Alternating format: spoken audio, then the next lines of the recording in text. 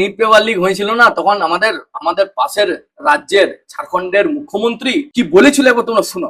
आज आप देख रहे हैं पूरे देश में बच्चों के भविष्य के साथ किस तरीके से खिलवाड़ हो रहा है, किस तरीके से पेपर लीक हो रहे हैं, किस तरीके से नियुक्तियां लगभग बाधित है। কত ভালো কথা, কোনো কোনো কোনো কোনো খারাপ তো বলে নাই, প্রত্যেকটি কথা কিন্তু সত্যি বলেছে, কোনো খারাপ বলেছে। কিন্তু আজ কেন চুপ মহাশয়, আজ কেন চুপ? আজ কিছু বক্তব্য দিয়ে দাও। ও রাহুল গান্ধী বারণ করেছে।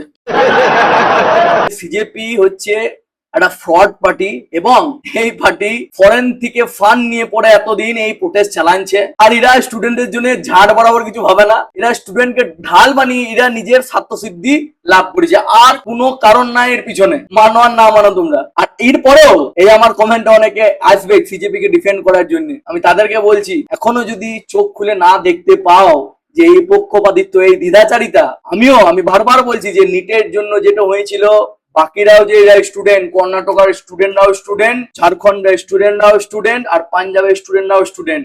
আজ তাদের সাথে তোমরা যদি না দাঁড়াতে পারো, আর তোমরা যদি ওদের প্রোটেস্ট না দেখতে পাও, শুধু দিল্লির যন্তর মন্তরের প্রোটেস্টই দেখতে পেয়েছো আর ওদের প্রোটেস্ট দেখতে পেছো না, তাহলে প্রথমে চোখে ড্রপ লাগানো শুরু করো রাতে শোয়ার আগে। আর যদি সেটাও না হয়, মানে তারপরেও যদি না দেখতে পেছো, তাহলে ডাক্তার দেখাও। তাতেও যদি না দেখতে পারো, তাইলে চোখ তো ছুলোই লাও।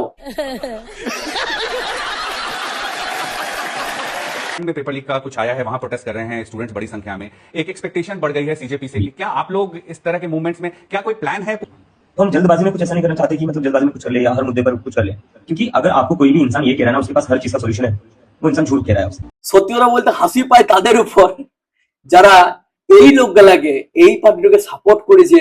लानत है तुम लोग पे, लानत। शी